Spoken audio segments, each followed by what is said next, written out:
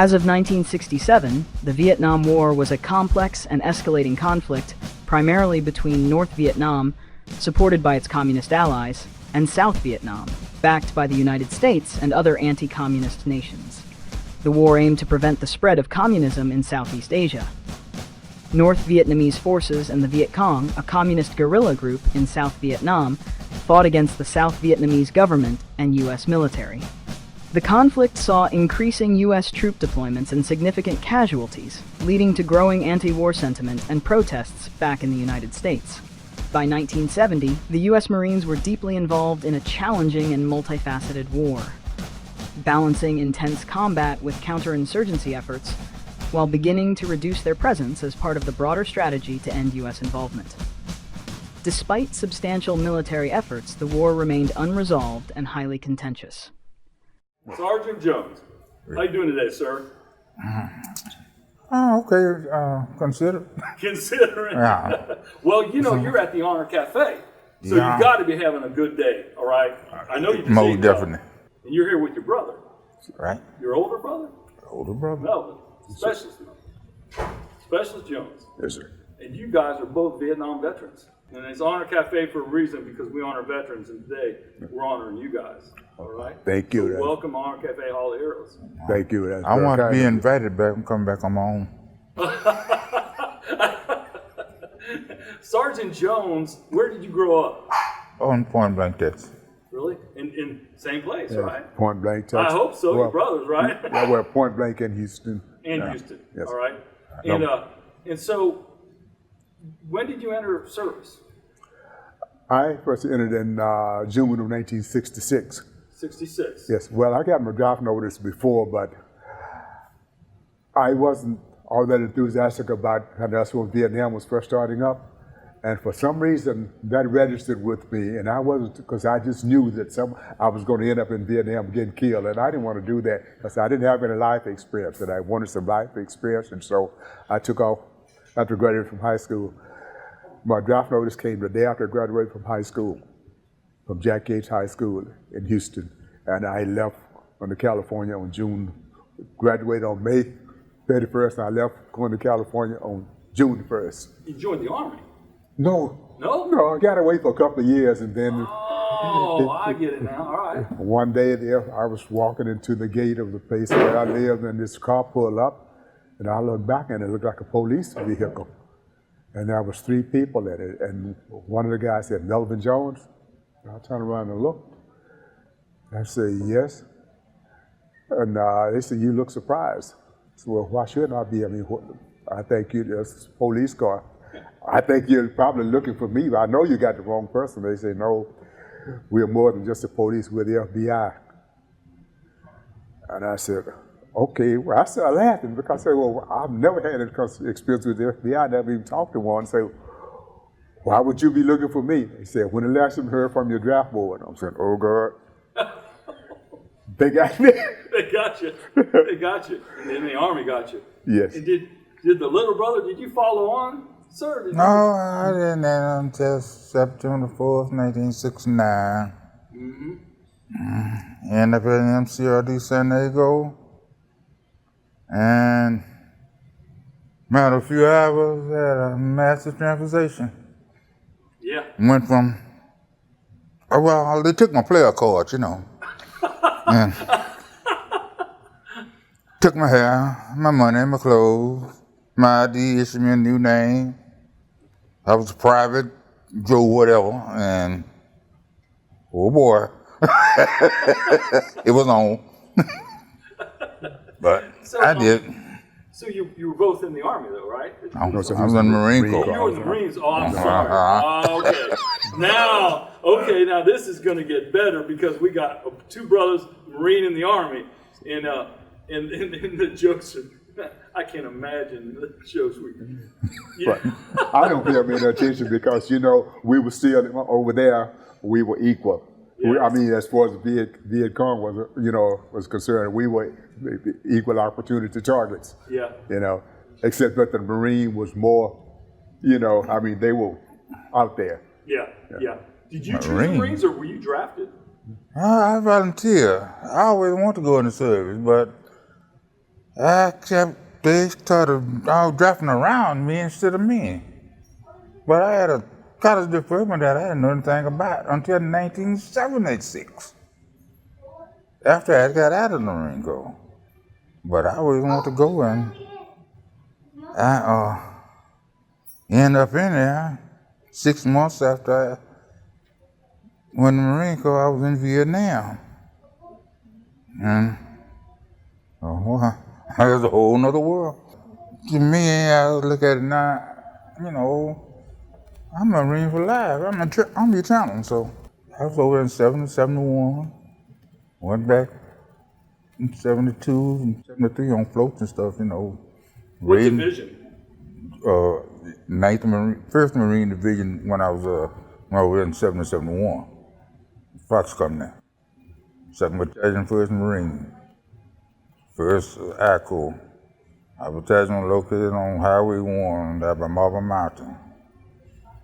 Between Marble, Son Sea and this vehicle called Nui Kim Son. But that was where our battalion was located at. Our unit was all over the place. Yeah. We don't do like certain people, we don't sit around. Yeah. We move about. If we don't have a problem, we look for them. When I went to basic training at Fort Polk, Louisiana, and they had this place at Fort Polk called Tigerland, and everybody was all throughout basic. You hear about Tigerland, and that's automatic. Since the Tigerland for AIT, you were automatic ticket to Vietnam, and that was everyone's dread. And I was saying, oh God, I don't want to go to Tigerland. I don't want to go to Tigerland. And they were calling out on the day we were getting our assignments, and they were calling out names and everything, and they were getting high in the J's. And I said, okay, J.O., that's, and so they were getting, and then they said, Melvin Jones, oh God, Tigerland. I just knew I was going to Tigerland. They'd say, you're going to Fort Gordon, Georgia, military police school. I said, oh God, thank you. Then I said, oh God, I'm going from Louisiana to Georgia. Because back in the 60s, the South was not a place that you really wanted to find. We were really kind of unwelcome, So, okay, well, you're going to be in the MPs, you won't have any problems. So I ended up going to, MP school at Fort Gordon, Georgia. And so then, when we were getting, graduation was nearing, and they were saying, well, they sending all the MPs, to Vietnam, patrol the cities and the streets over there. And the VC, they all in the cities and everywhere. You can't tell who's the VC. And I'm like, oh man, I'm going to end up in Vietnam still. So I still thought I was going then. And we got our order, and they said, you're going to Germany. I'm like, oh, okay. So we got to Germany. I was telling the guys, man, I just missed going to Vietnam. And they said, well, hey, Germany is a holding tank for Vietnam. Oh. I said, oh, okay. Well, I probably still live over there. They said, well, don't really worry about it. Most of us don't really go. And so we were, in Germany. And then I ended up for the Army. There were a lot. So Sweden was at the time. They didn't have. They had they were in disagreement with what was happening in Vietnam. They had to disagree with America. They said that any American troop that made it to Sweden, that they would not extradite them, in order for them, to be sent to Vietnam. Yeah. And so when the Army used to use us, we were like skip traces for the Army. So when guys would go AWOL, they would send us, to Sweden and Amsterdam and Amsterdam, Stockholm, and Copenhagen, Denmark, to trace them and bring them back, take them to Mannheim jail. And once you went AWOL, automatic manifest to Vietnam. Really? Sure. And we would go down to Mannheim and pick them up and bring them in for the hearing, and then escort them to Rhine-Main Air Base at Frankfurt on a military escort and sign them over to the escorts back to the States. But the thing was that when you got back, when you know for a fact that they had assigned you to Vietnam, they had to give you a 10-day leave at home. But they had people watching them there to make absolutely certain that they reported at the time. So they said, that's not your concern. You've, completed your assignment. And I just didn't, at the time, you start hearing, and there were some guys who were returning from Vietnam, but they still had, service years to do, and they were sending them to Germany as replacements over there.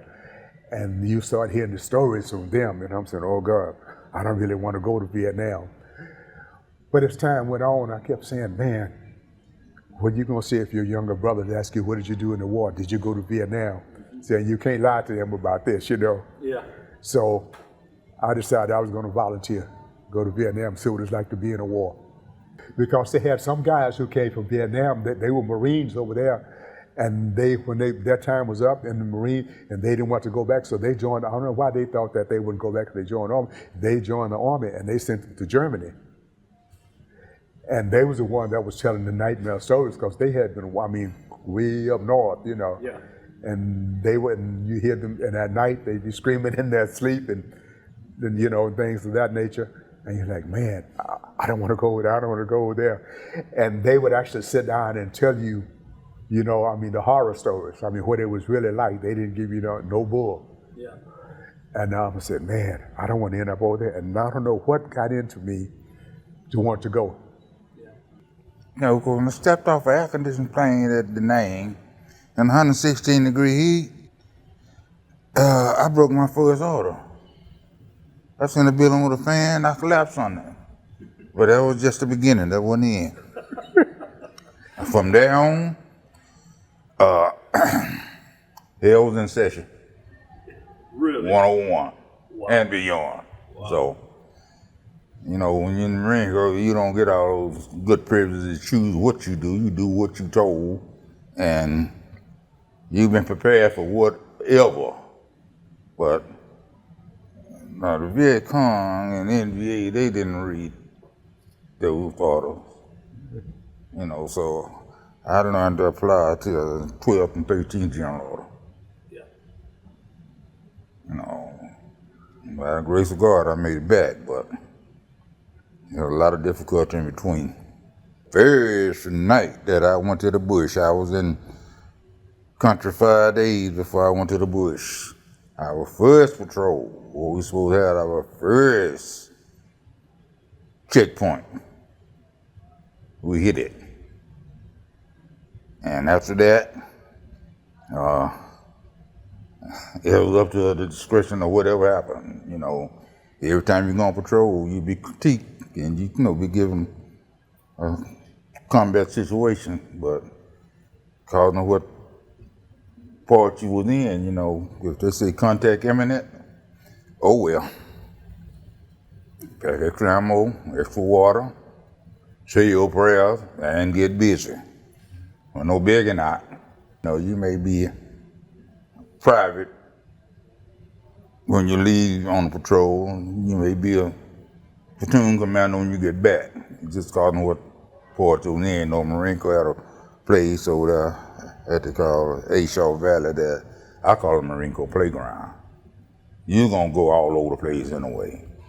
Anywhere you go, like I say, it was hell in session. You really didn't have time to analyze that. You know, it was happening. You know, you realized that you was in war from day one, or from second one. When somebody shoot at you, you was taught to return. I was taught to survive, never to die. I never took a dying class. So whatever come up in that situation, I was just glad I come out on the other side. But I believe in doing to others before they do unto you. And, you know, somebody up there like me. So he made it possible to come out this way.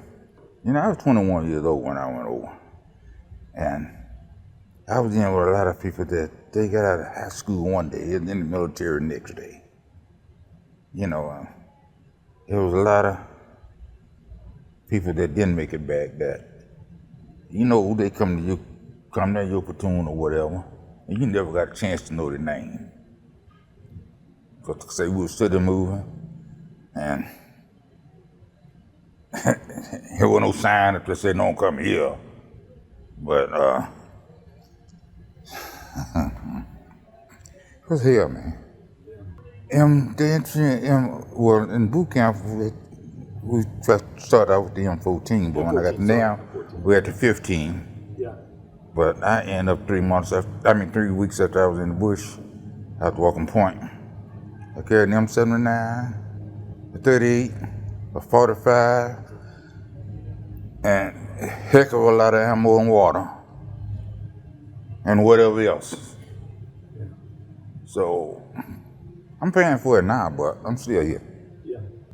You know, when I was growing up, I always liked the TV, and every time I be watching you, Walter Cronkite, Roger Mudd, and I was talking about Vietnam, and had these monks sitting there burning themselves up, you know.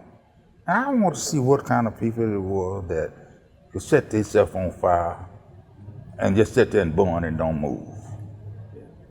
Well, I got a chance to see people burn, but it just wasn't that.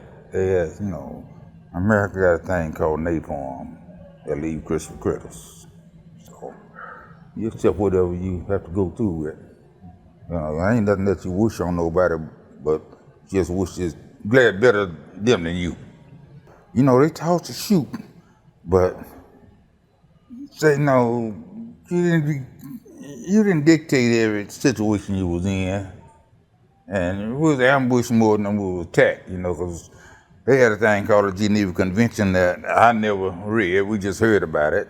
I know none of the Vietnamese, no, they never read it either. So he could walk by me, he got a gun, I can't shoot him unless he shoot at me. You know, it takes a lot of Nagitas to do that. But that's what the situation was. Or when you got to go out on the road, you know, and check Cam Cook for ID. And you come up with a lot of stuff there. You can, you know, after a while you learn, well, the ones that holler about, I'm no VC, but keep your eyes on them or do whatever you got to do. And you find a lot. When I got back, I was living back here in California, and he, you know, was still in Texas. And we didn't get to really, you know, sit down and talk, you know, the way that we do now, you know, now that we're veterans and everything. I also hear about some of his experiences, and I tell him about some of mine. I don't know, he's probably heard some of mine over and over, you know, but it's just that once you get to talking about something, you have that experience, you realize that sometimes, you know, this person has probably heard this story before. Because at first, for so long, I was reluctant, you know, to talk about it, because I say, who would believe that you have been through something such as this and you know, and survived it? When they heard about, you know, the casualty list, all the others, you know, people who did survive. And they said, well, how did you survive? And they said, well, all you can say is through the grace of God. You know, because the time I was only there for really about 11 months. Because the day we landed in Vietnam was December 27th, 1967 at Ben Hoa Air Base. And they were rocketing the air base when our plane landed. And the aircraft commander said, listen, they had all our equipment on a big pallet in the rear of the plane. They said, we're going to let the ramp down, and we're going to taxi down the runway at a fast speed. And they put drag chutes on the pallets to drag them out the ramp. And he said, I'm going to take off, and I'm going to turn around and come back and come down the airstrip, and I'm going to land and taxi at a fast pace. And I want all of you off my plane, because I don't want to die over here. And he said, if you're not off when it's time to take off, well, you're going to be fooled at your paratroopers. So it was 355 of us, and we were the rear detachment. And seats on military aircraft, when you stand up, they were all facing backwards, and when you stand up, they all automatically, you know, flip up. And when we came down here, and we could actually hear over the sound of the engines, we could hear these rockets coming in, whew, boom, whew, boom. Like, oh man, my first day in Vietnam, and this is what it's like. So what do we do? What do we do? The major that was in charge of the group, he said, run. I said, but where? He said, run. And 355 was out on the airstrip, running across the airstrip, trying to find any shelter to get behind. And we managed, and not a single one of us, through the grace of God, got injured or killed. But it was our very first day there. Wow. Yes, and they processed us that same day and got us down to our units. It went to the 3rd and 187th or the 101st. And when we came up on these buses, and we saw all the buses, the transport buses, with these screen wires over the windows. And it was the first time I saw Vietnamese sub through the screen wires, you know, or they had over the windows, and asked the driver, said, hey man, how come all the windows have screens over? He said, well, to keep the Vietnamese from throwing, he said, the people walking beside the road say, you don't know which one's a VC. He said, if they see the windows open, say, toss a hand grenade in and, there you go, boom. Like, oh, he said, don't trust anybody over here. We're like, well, man, this is that country. There's so many of them. How do you know? He said, don't trust anybody. Hey, but man, how do you know? He said, well, I'm just telling you, I drive the bus. I'm safe for radio, so I thought, until they saw a rocket in, the air base. And so they processed us, and by that afternoon, we were in our units. And when we drove up, bus driver drove up, and we saw all these guys lined up. And we saw this big thing a big pile of red meat on the ground. And we were like, what is that? And we went to get out. He said, everybody get off the bus and go get in line. I said, what's going on? And we saw guys looking at it, and they were running and vomiting and stuff like this. And everybody said, what's going on? They said, go get in line, you'll find out. And what happened was 3 guys were outside our base on a listening post, and they lay down and went to sleep. And the BC caught them while they were sleeping, chopped them all up in little pieces. And then at the sappers, they bring them back into the wire, inside the wire, the perimeter, and they left them. And they was making all the guys go back and look at them. They said, this is what happened when you go to sleep on guard duty over here. Wow. Yes, first day in country. Wow. And I'm saying, oh God. You were whatever I got into. So when I got to Vietnam, they said, listen, we had to report to the provost marshal. He said, listen, we still need undercovers over here because they got a lot of drugs and everything. We need to go. I'm like, he said, but you probably were going to end up with a field unit. I said, why? He said, well, guys in the field, we want to know who's done drugs and who's talking about fragging officers. I said, what are you talking about, fragging? I didn't never heard that term before. He said, well, we got a lot of guys out there, they get a bad attitude over here and they think they can get away with it. He said, we got to know who those people are. I said, you sending me to the boonies with guys that I may have to depend on to save my life and everything, and you want me to report on them? He said, that's your job. That was the first time I ever questioned anything military, in orders that I was given, I didn't say that to him because he was the provost marshal, but I mean, I was saying in my mind, man, I can't do this if I'm going to be out there with those guys, and I'm going to report everything. I said, because we were trained to observe and report. Because most of the time when I was in Germany, that's what we did. We worked undercover. We had to report to the provost, directly to the provost marshal, and we observe and report. And because they had a lot of drugs coming on the post in Germany, and they wanted to find out, how it was coming in, who was all connected to it. And so we always had to write up reports and go give personal reports to the provost marshal. And we got over there, and they said the same thing. So they made me a bartender in the officers club when I first got there. And I said, well, sir, I don't know anything about, mixing drinks. And he said, listen, over here, he said, alcohol is the one thing that anybody won't say. Whatever they ask for, they put as much alcohol as you can and as little water as you possibly can and give it to them, and you'll never get a complaint. And so he said, that's what you do. And so he said, after 5, he said, but no one is to be served drinks until, he said, in the base camp, no one is to be served drinks until after 5:30 p.m. That's considered end of the day, in the base camp. So I said, okay. So I was a bartender in the officers club. And so I said, well, I guess I have to worry about going to the boonies. Yeah. And so Sergeant Major, who's the one person in the military that you don't want to get on the dark side of. Yeah, you were right about that. Sergeant. Oh, and I was Sergeant Major. Unfortunately, he had a mad love affair with the bottle. And he was always with the colonel, our battalion commander. And they came into the club one day. They came in one day to eat lunch, and he said that he walked up to the bar and he said the colonel wants a drink. And the colonel just went sat down. He just sat back and just watched because he was the one that gave me the orders that no one is to be served alcohol, no one, until after 5:30 p.m. And so I said, I'm sorry, Sergeant Major. I say, and it was coming out of his pores, and he wanted it so desperately. He looked at me.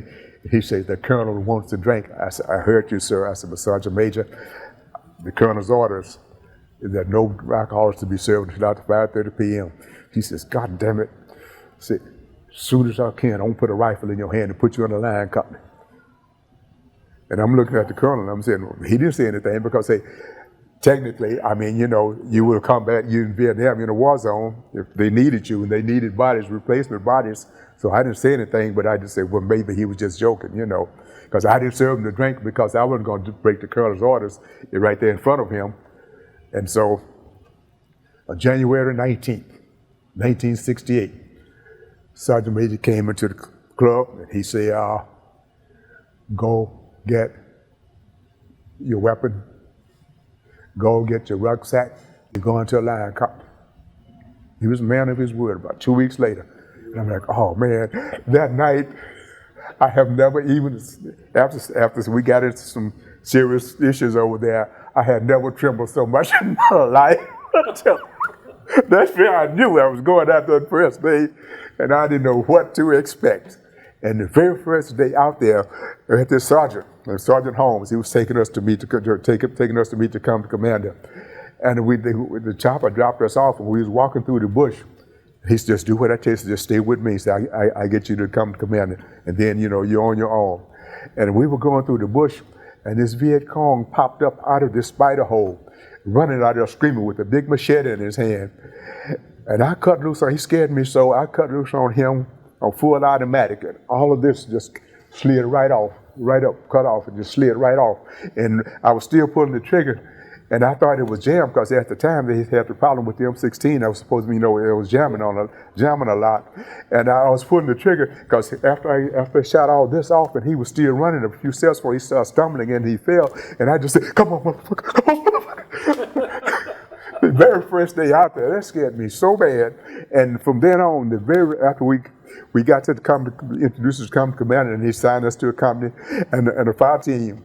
And for the next 5 days, day and night, we went because that's it, the terror offensive was kicking off. Every day, and the guy said, "Man, if you make it the first 2 weeks, say if you learn something the first 2 weeks, you'll probably survive. But how do you survive? How do you know what's going on?" And I was asking, because one thing that still bothers me, and bothered me more then, because that's when guys will get killed, especially when new guys came into the company, the first thing they do was assign them on the point. Say, "Well, you don't know where you're going. How you going to put a new guy on there who don't have no experience?" They said, "Well, and whoever assigned you to it, that's what you had to do." And that's how I ended up being a point man sometimes when I first got there. And then I got with they put me on the fire team that I was assigned to. Fortunately, the whole time, my whole tour there, we were always together and none of us got killed. That's a miracle. It certainly was, because in 1968, it was a grim year. Yeah, I mean, the harvester, he was reaping. And we went through, I can't even describe all the things that we went, just when you think, you say, okay, I got a moment to relax and everything, that's when something always happens, always expect the unexpected. And the least little thing, and the thing that got me was that you could hear a single gunshot, and everybody had to run towards the gunshot. I'm saying, wait a minute, how come everybody here? And it was always that decoy they was using, trying to lure you into an ambush. But I say I survived everything, but I had a lot of, really, truly horrifying and terrifying experiences over there. But the one that stands out in my mind the most is one night I ended up being on a alert team. And because we volunteered for alert without getting permission from the company commander, because we was the company's point team, and he got pissed, and so we went down. So they sent us down to our training to the Recondo school, and they closed it the day we got there, and they sent us back to our company. And the company commander said, "Okay, so y'all wanted to be scouts, so now y'all are the company scouts." And they sent us out, and we were out of a 6-man team. And that's when I found out what things that generate fear. Whoa.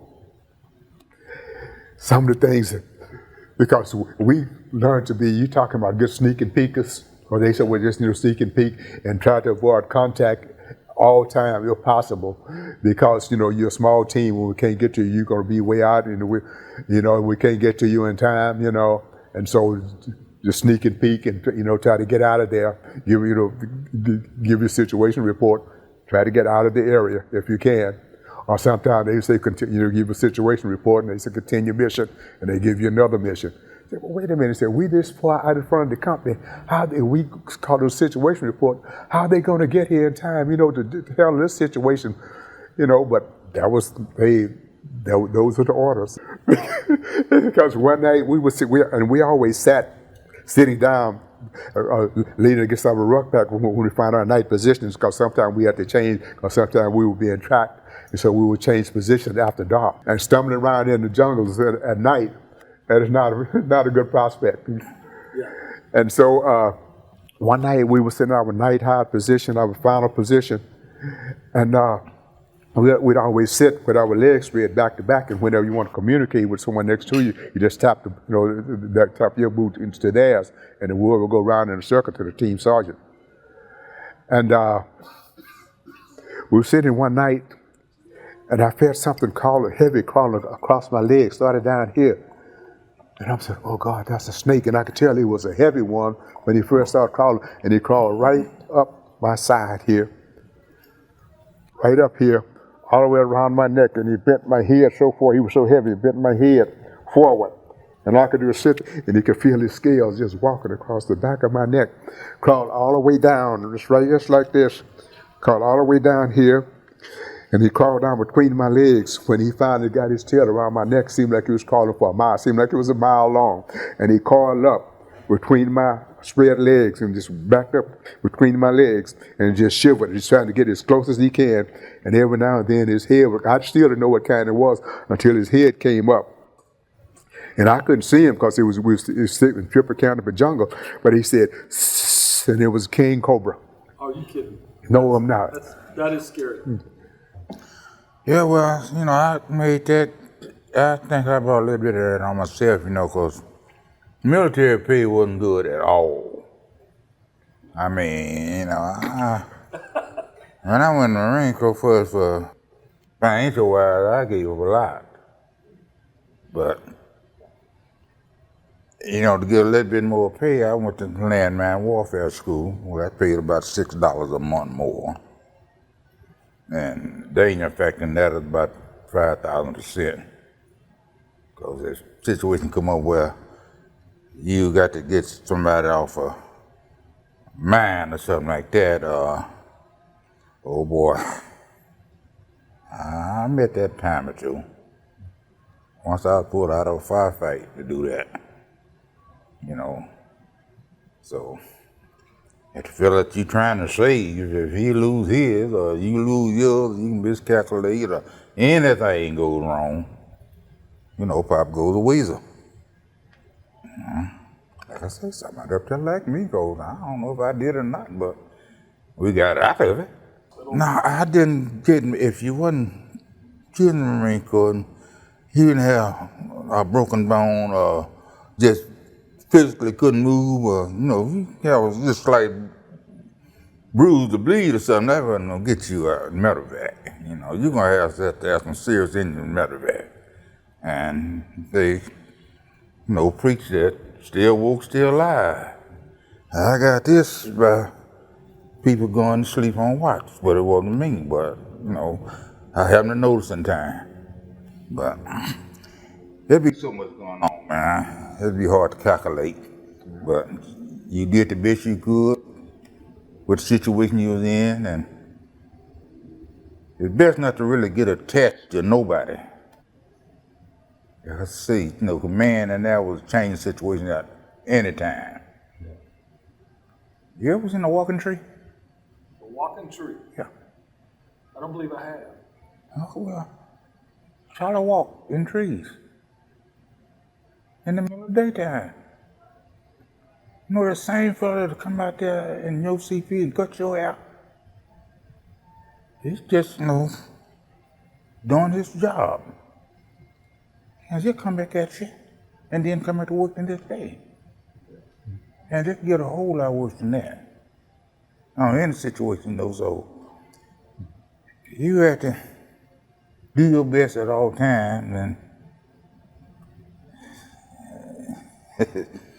man, it's hard to say you had anything going for you. You treat your Marines just like you treat yourself. We have cold. Leave nobody behind.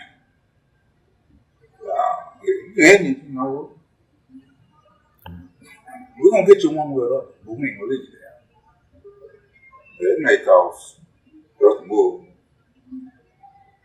little bit, more injured, but whatever it took. It was another beauty. It was more one way. Charlie wasn't the only thing he had to worry about. I really can't stand it. But I put over other things that it'll bring that stuff up to you you had and you wasn't trained for. Yeah. All 3 of us got knocked down by static lightning. I could hear voices, but I couldn't, I couldn't do nothing about it. That's why, I got up and started looking around, and everybody else was getting up. And that was 3 days after my birthday, too. But they brought us out of there about 2 or 3 days later, and we went to this place called Fox Hill. One of the 2 black people in my company at that time, a boy named James Crawford from Chattanooga, Tennessee. And he got that one nobody won't, Dear John. Took his mind off his business. Hit a booby trap that was plainly marked. He was 16th in line with the experience. But I guess whatever Maxine had in that letter, that's what he had on his mind. It wasn't pretty. Think about it, a lot of time we sitting down there had breakfast together that morning. I was sitting down, we was already, kind of stay spirited out, but, maybe doing, if we get a chance for chow time or mail call or something, kind of get together like, and, you talking to somebody and, they ain't there with you no more. Yeah. When he was saying, to not get, too close to anyone, that's something over there I never could come to terms with. Because I would say, how do you sit down with, these guys, everyone's in the same situation, and they're, you're in the same company, maybe not even the same platoon, but you're in the same, company. And, that they all, you're all involved in an endeavor, that all of you could die, or they could come to save you, or you could come to save them, or whatever.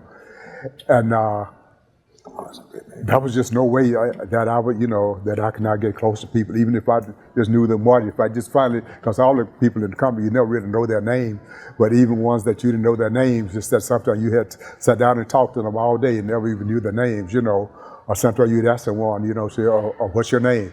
Or you say, my name is Jones, or whatever, you didn't even have to give them the first name, you just say, my name is Jones. That's why even today, when I introduce myself to someone, I meet someone, they say, what's your name? I always give them my full name, and I would say, and you see the guys, I say, you will know them, you can call their name, but you're someone that you're familiar with, and I could never come to terms with how do you just, you know someone just by sight, even if you don't know their name, and they get, their number is called, and how do you not, not feel something, and not, I don't know, I say even today, I can't come to terms with that because I had some, some really friends that that I was, even I wouldn't say that they were friends, but they were acquaintances, and when, that time came, it really bothered me because I was saying,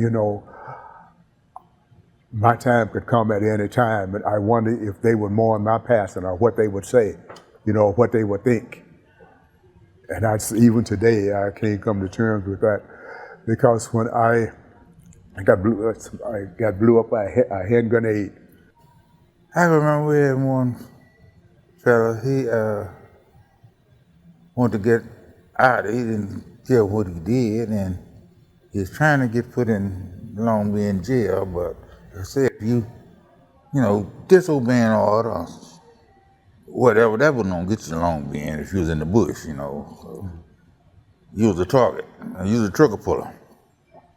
So he pulled off his uniform, walked around the news hollering about he wanted about in the 500, He wanted to be, back in New York where he come from, doing his previous life, and that wasn't gonna get him. I guess in a way I made a hell that pull on that. I gave him his little ultimatum, so he took it. He could put his uniform back on and act like a Marine, or he can go see Charlie. You say you want to get away from him, so, there you go, but you ain't taking that uniform with you. You know you ain't got nobody in the family. I want to know what you gonna do. So, put his uniform on, took care of his business. And for some reason, he ended up making it out maybe about 2 weeks ahead of time. But it become less of a problem. Well, with me, all of my, I don't have any, like that, because mine are horror stories. But the one incident, I never forget, this Sergeant Major that I was telling you about. Yeah. First time we are in our base camp, one night they decided to show this movie, To Stroll with Love. And we were all sitting out there watching this movie. And there was a Buddhist monastery on the hill above our camp. And the VC would always go set up their mortars right in the middle of the Buddhist monastery's yard.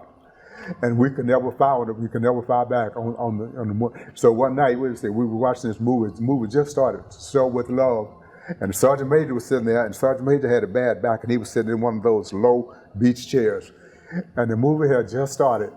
And we heard, "Kutok," and everybody said, "Incoming, incoming." And so everyone jumped up and started running, and Sergeant Major said, "Somebody help me, somebody help me, help me out."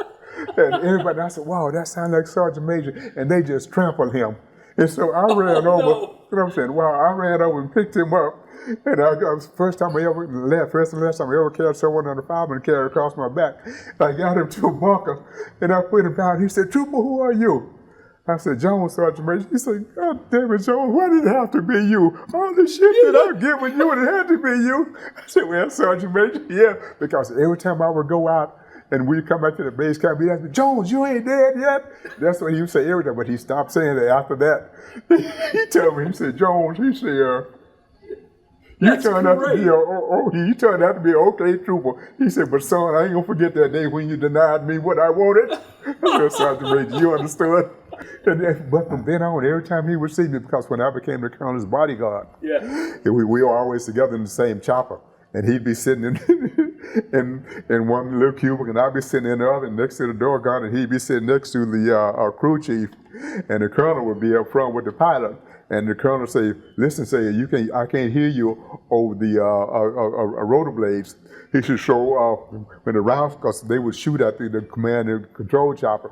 And he said, when rounds start coming through the floor, he said, "Just tap me on the back and do this." I mean, again, at high altitude.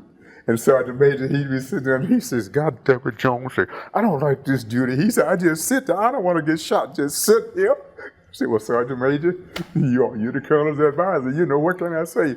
He said, "Damn." He said, "I always have to, every time I turn, I'm looking at you, and you just sitting there." I said, "Well, Sergeant Major, what can I do? I mean, I'm sitting here too, you know." That's poetic justice, though. Because when I got that job, when the colonel requested me, because he was from Texas, matter of fact, they were Lieutenant Colonel John Forrest. And he requested me, as he found out from Texas, he said, "I want you to, because the BC had put out bounties on field grade officers and above." Yeah. And so they were authorized to have bodyguards, so he requested me. And everybody said, "Man, you got out of the bonus, man, you got that ghost job." No, that was not a ghost job. That was not a ghost, it was not a good job at all. Because every time we went up, we didn't know if it was going to be our own men going to hit one of the controls in the chopper that brought us down. But I survived it. Gentlemen, I want to thank you for being on our cafe. Your family's here, and they're the ones that were making sure we asked you some of the questions that we knew that were going to be hard, but they wanted to hear. They wanted you to tell those stories, and it's important because these interviews are for your family, Sure. for your grandkids, your great-great-grandkids, and so they can know, Sure. and that's important. And I appreciate you sharing your hearts, your stories, and everything. And from Chris and our Cafe, we just want to say, welcome home. Welcome. You didn't get that. I got welcome home. You guys didn't get welcome home like That sounds good. Yeah. Thank you. Welcome home, and thank you for being on our Cafe Hall of Heroes. And thank you for this privilege. Thank you. The same jungle that took your brother now steals brothers in arms. Walking point wondering if your brother walked this same ground. Don't want to get close because Charlie takes the fresh first and the experienced at any time their focus lapses. Our family sends love and earnestly awaits our safe arrival home. Only God knows if we will make it out alive, and I don't know if I can unsee the things I have seen. The line between faith and fear is so thin, can there be a difference? Going home by the grace of God, leaving relentless war, didn't know it beat me home. Off the plane and the enemy is waiting with death on the breath and hate in their eyes. As foul threats and spit erupt, am I home or has the jungle sent me to hell? Welcome home, brothers, and thank you for your sacrifice.